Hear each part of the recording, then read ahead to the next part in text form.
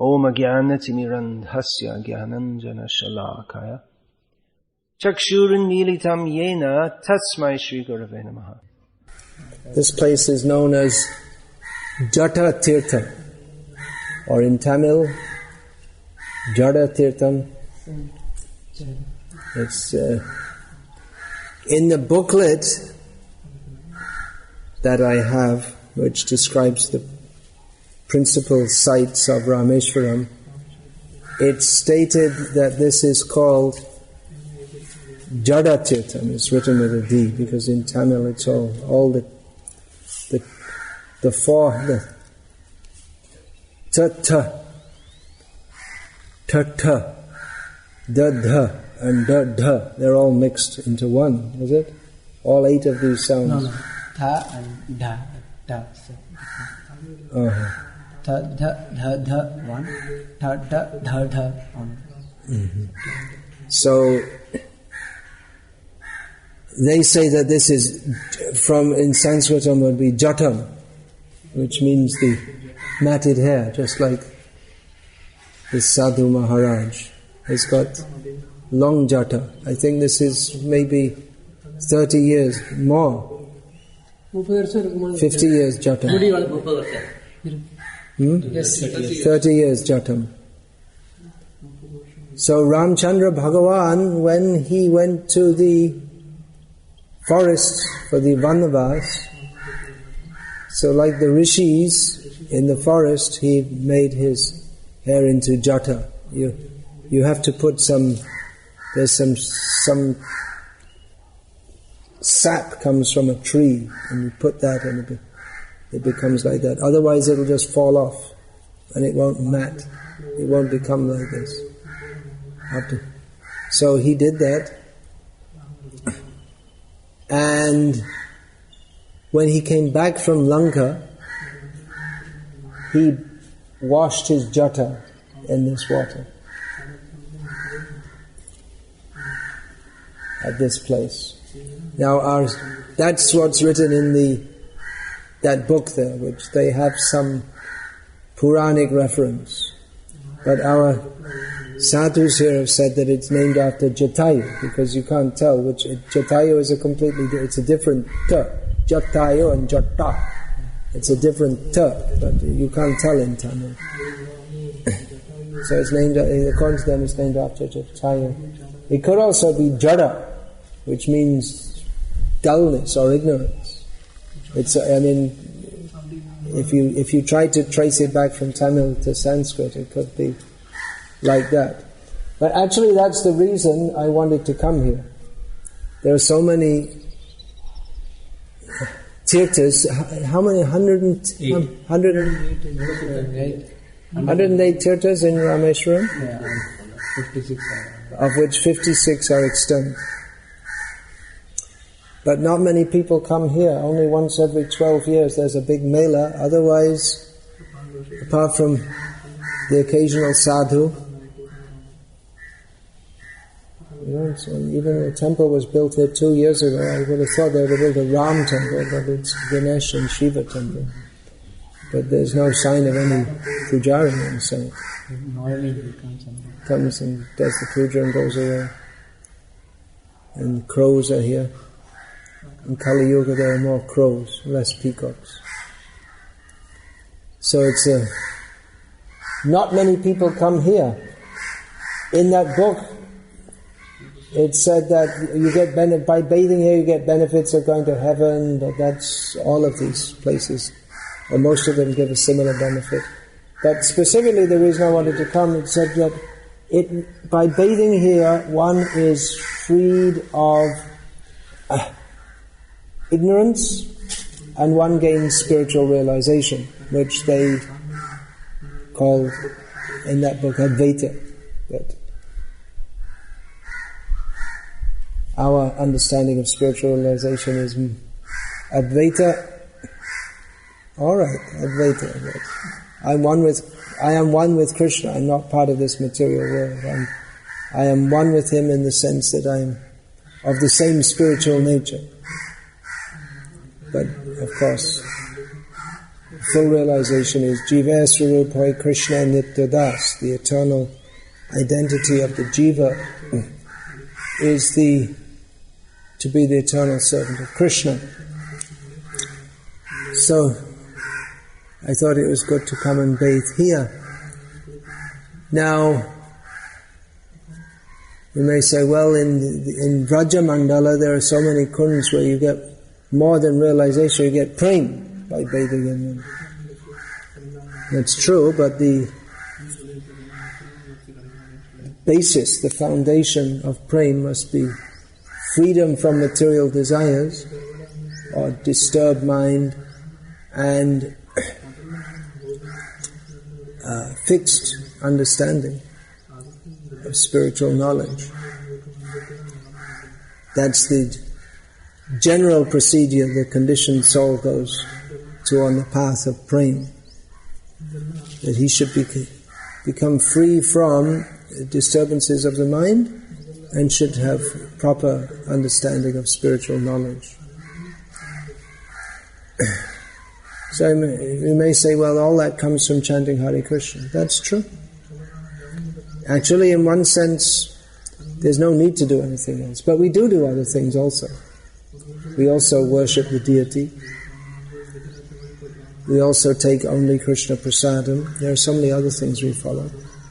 So these things, they all help. Chaitanya Mahaprabhu himself visited so many holy places and bathed in so many holy places. Well, of course, when Chaitanya Mahaprabhu did that, he was purifying the tirthas. The sadhus go to purify the tirthas. Bhavad vidha bhagavatas tirtha bhutam swayam prabhu. Tirtha kurvanti tirthani swantastena gata bhrita. When Yudhishthira Maharaj greeted Mahatma Vidur on his return from Tirtha Yatra, he said that Mahatmas of your caliber, they purify the holy places, they make the holy places holy. So Chaitanya Mahaprabhu, he was purifying the holy places by visiting them. But at the same time, as part of his Acharya Leela, or showing what it means, showing how others should act, he was thereby encouraging others that yes, you also take part in these places. It may also be said that, well, just like people, they think, I'll get Krishna prem by bathing in Radha Kund, and they come up and then 10 minutes later they're at the lassi stall. So what happened to the Krishna prem? So it also depends on one's attitude in bathing, one's eligibility,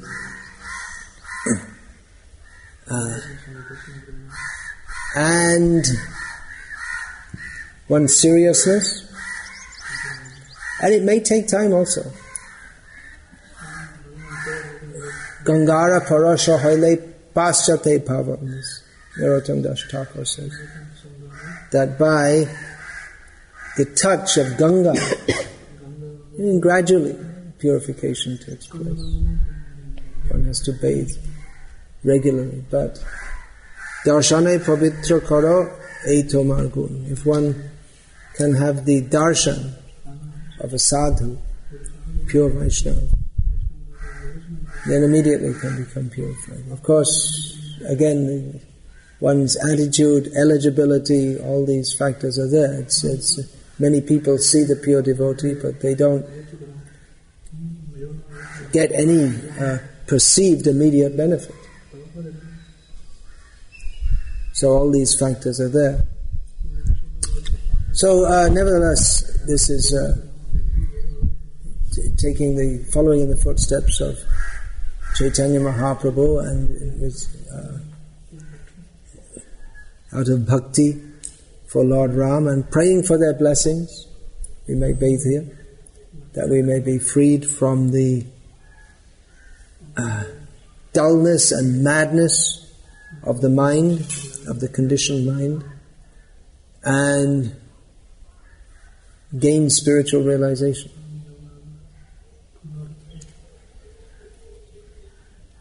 So let's do that. We can bathe here. Yeah, have a question? Dhanushkoti. Yesterday you went to Dhanushkoti.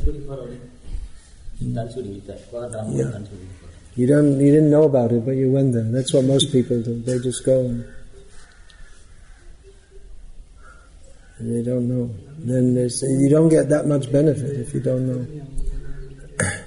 That's the sacred place where the Mahodadhi, which is called the Bay of Bengal in modern language, and the Ratnakara, which means the Indian Ocean, these two seas, they meet. So it's a very holy place. Mostly people think that Kanyakumari is the edge of India because it's the southernmost point, but according to the Puranas, that's the end of India.